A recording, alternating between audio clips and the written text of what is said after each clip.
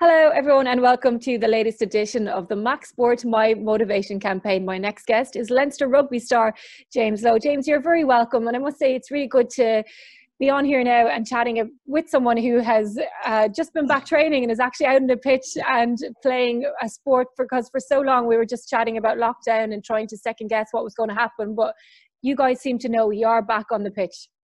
Yeah, no, thanks for having me. It is nice to have sort of that return to play roadmap all sorted now. And for the last 2 days, we've been back training in small groups. But come tomorrow, we're back as a team. So that's it's really exciting. So how are you finding it when you've had a bit of a break and you're doing a little bit at home and then you go back into, I suppose, something that's a little bit more intense? Does somebody who people sitting at home watch every week and probably think is superhuman, do you guys get sore? Is it tough being back after a break? I'll tell you what, the one thing I thought was going to happen with such a lengthy break was that my body was going to get better. Every single rugby player, every single sportsman, they play through, niggles and things that you would hope would go away with a bit of time off. But trust me, my body actually felt a lot worse after the first month or so. But now getting back into it, all those little aches and pains that you're sort of used to, they have actually gone away. I got through a lot of stretching during that time off, a lot of yoga first thing in the morning. I felt having something like that to structure my day and start my day off was really good. But now, yeah, I'm flying. I'm excited to be back. You must be. So during that time out, like, is discipline a hard thing? When you're used to going to training every day and somebody giving you food and telling you what to do, and then all of a sudden you have to do it on your own. Hugely. Discipline is something that, the toughest thing was being in the unknown. And in so many different ways, you don't know when you're going to be back. That was the main thing. Like, we were given all of our training. We were given equipment to be able to train. Fortunately, for the first couple of months, the weather was really nice. So you're able to, park up on the balcony and get a few bits and bobs done. But that discipline to stay on track when you don't actually know where the end of the tunnel is was very, very tough. And once you kind of saw that roadmap laid out, okay, this is when we're going to get back, then you can start almost targeting a few things. Like, don't get me wrong, your trainers give you everything under the sun, but when you're stuck at home in isolation, you're only allowed 2 kilometers away from your house. It was a very tough time, but it's awesome to be back. And like I said, when you can see that light at the end of the tunnel, and it makes things a lot easier, that's for sure.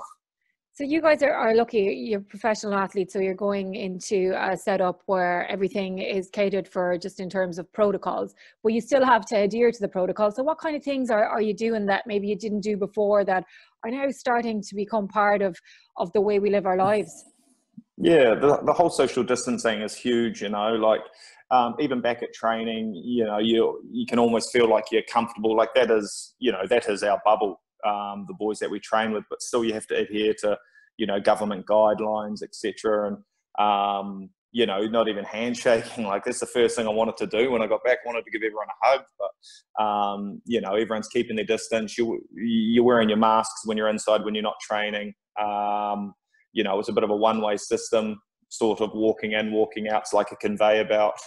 And yeah, like, it is completely different, but you're in a position where people are watching you. You've got eyes on you, 24/7. So if you aren't adhering by the rules, you're setting a precedent for other people, and that's not what we're about. So it's it was tough for the first week, but once you understood and had a clear reasoning as to why you were doing it, then it becomes second nature, like anything.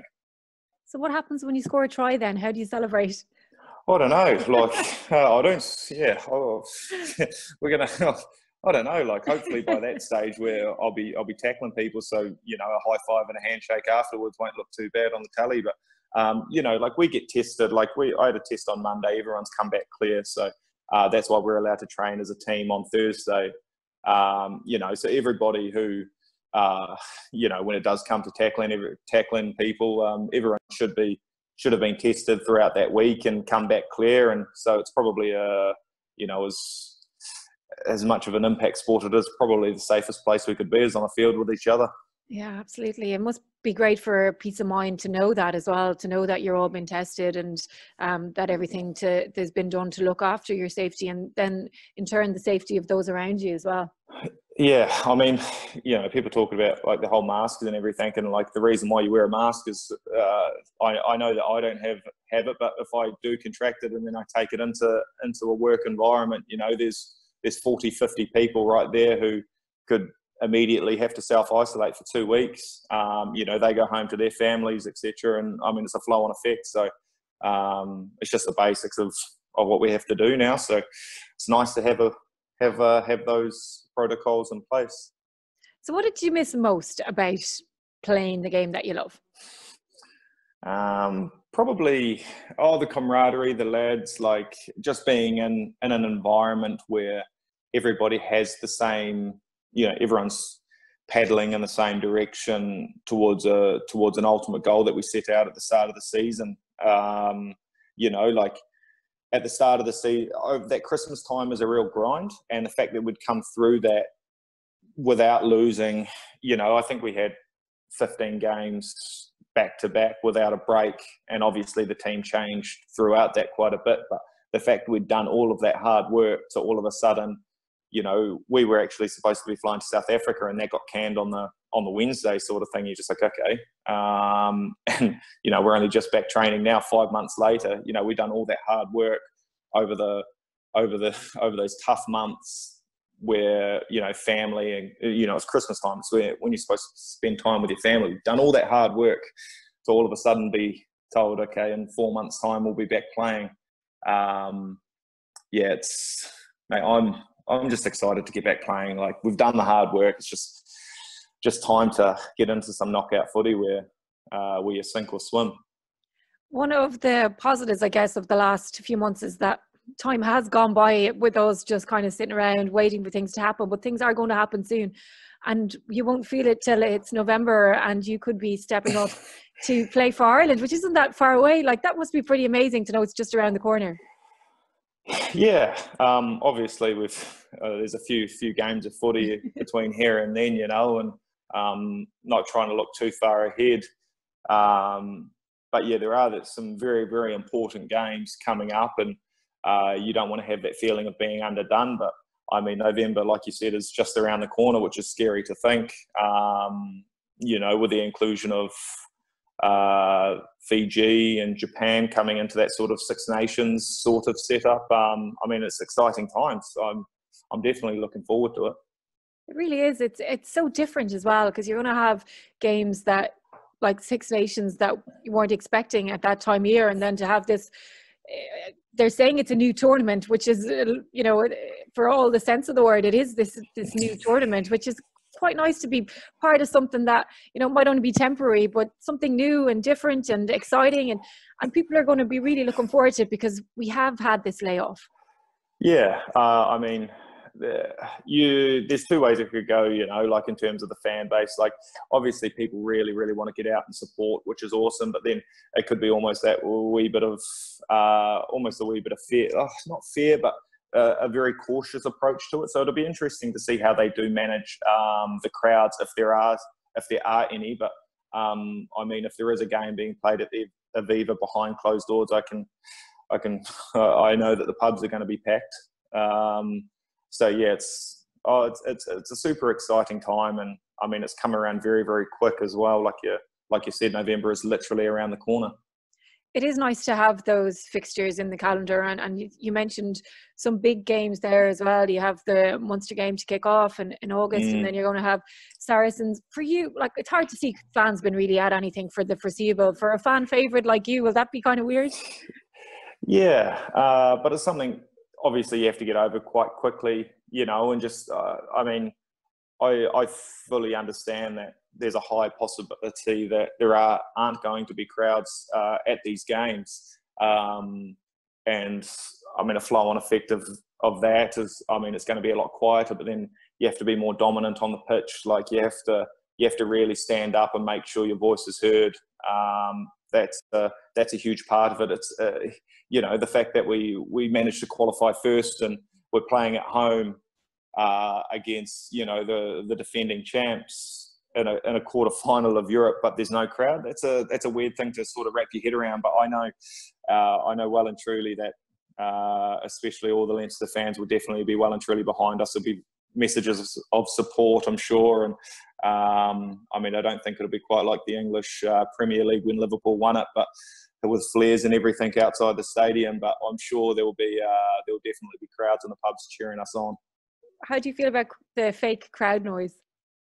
Yeah, it's interesting. It's on everything. Like I was even watching the NBA, the scrimmage games, and yeah, it's an interesting one and something to kind of wrap your head around, but tough to wrap your head around. But I don't know. For a spectator, it's not too bad, is it? And if it works in the English Premier League and in the NBA, I'm sure it's going to be in our competition as well. Have you been watching much Super Rugby over the last few months? I think it's been keeping a lot of rugby fans going. Yeah, no, I have, and obviously I'm a Chiefs supporter through and through, having played for them for a few seasons, and it's heartbreaking how close they are. Their biggest loss has been by 12 points, and apart from that, you're talking 5, 6, 4, 3 points in every single game. So. But yeah, I have been following it. It's good, to see such a competitive competition and see New Zealand handle the coronavirus so well to have crowds. You're talking 30,000 people at Eden Park, which is huge. You rarely see that in Super Rugby. So to see them, that's how that's what you want to get to. So yeah, I hope that Ireland can get to a stage where they're comfortable with 30,000 people at the Aviva, but I think that's still probably a wee way off. Warren Gatland has been having a tough enough time. Are you feeling sympathy for him? I know the fans are coming down on him pretty hard on social media. Yeah. As a player, you need to learn to be able to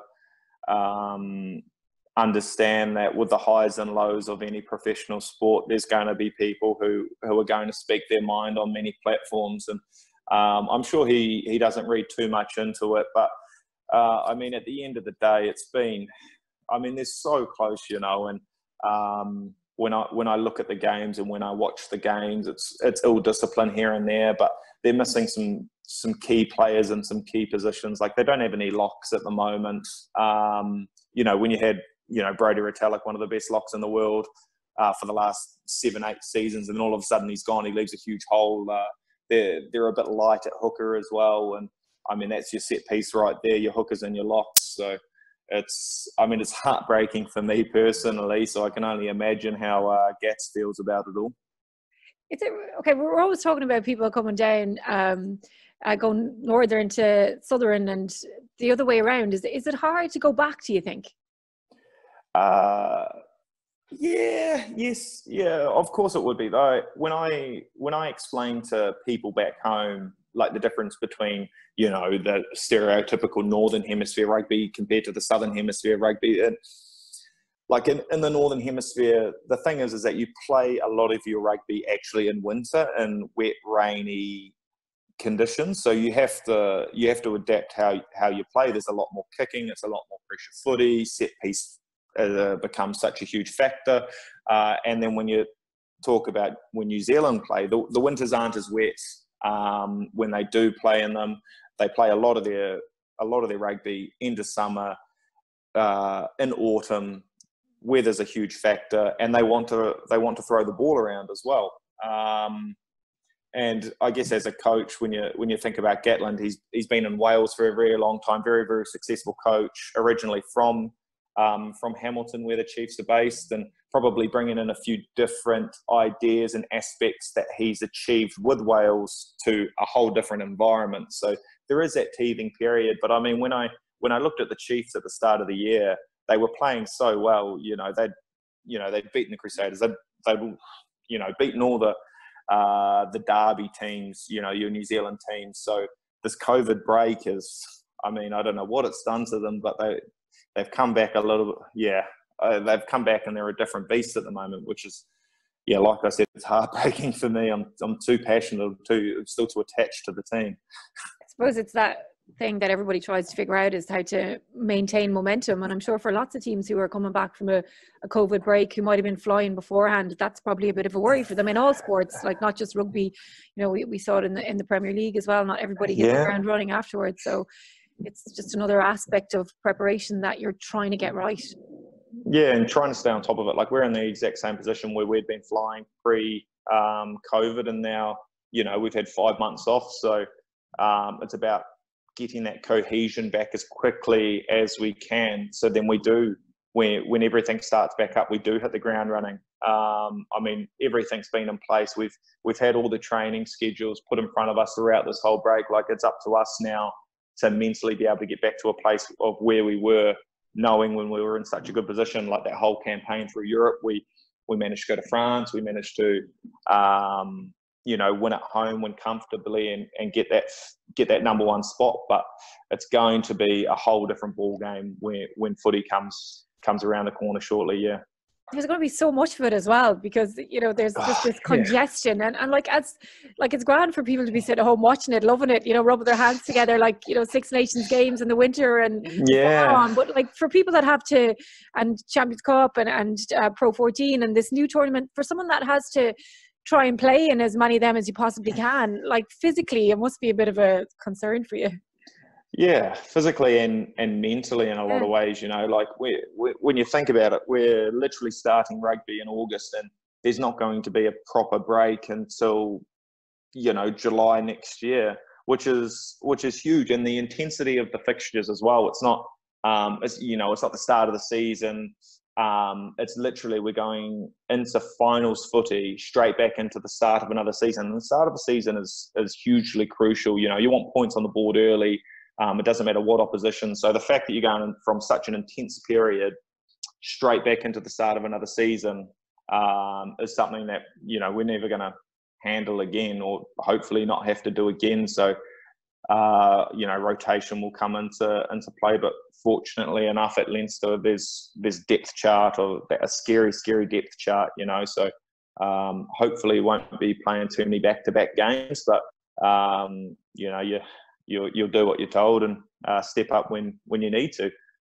Do you see it as an opportunity then for changes to be made to the calendar? Like, you're obviously very familiar with it, you know, having played in New Zealand and here, and see how things work, and probably seen like the pros and the cons of the different calendars. Is there anything you'd like to see different? I mean, yeah, like I obviously played Super Rugby, where you start at the end of summer, you know, and you finish Super Rugby, you know, it only goes for about 20 weeks sort of thing. And then you go into Mitre 10 Cup, which is a provincial competition, which is also very competitive. Yeah, I mean, it's hard for me to say, you know.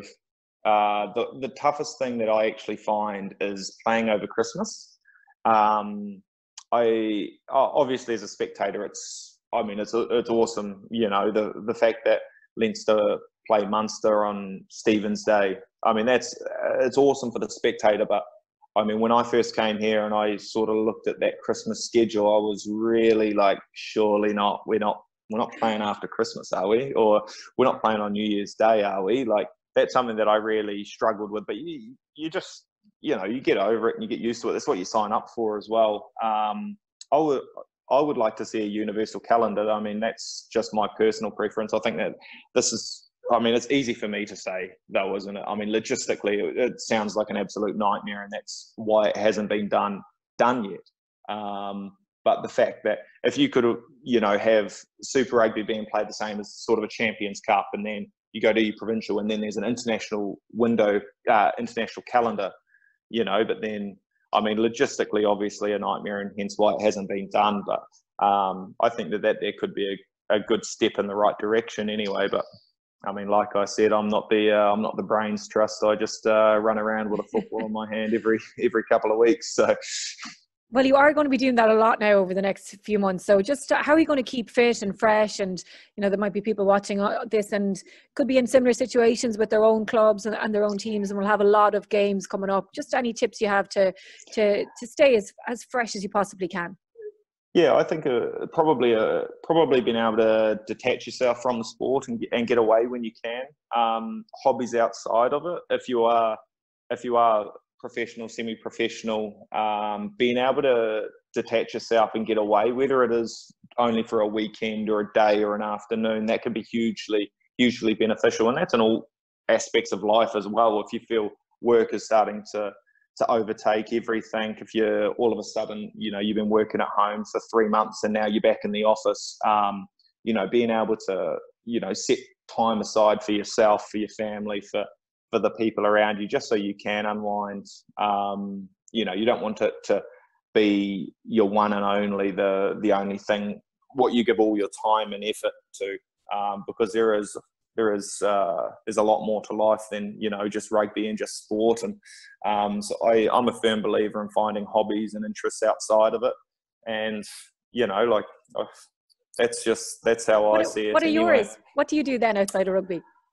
I'm a keen mountain biker, actually. So I actually just got a new mountain bike a couple of weeks ago. So I hit up Tiknock, which is a mountain range just up behind where I live. And that's awesome for the old headspace, you know, and not too physically taxing, yet I can class it as a sort of a recovery cycle as well. It's awesome, especially how long the days are at the moment during summertime. You know, I could leave at 6, go out for 2 hours, and, you know, I'm by myself up in the mountains almost. And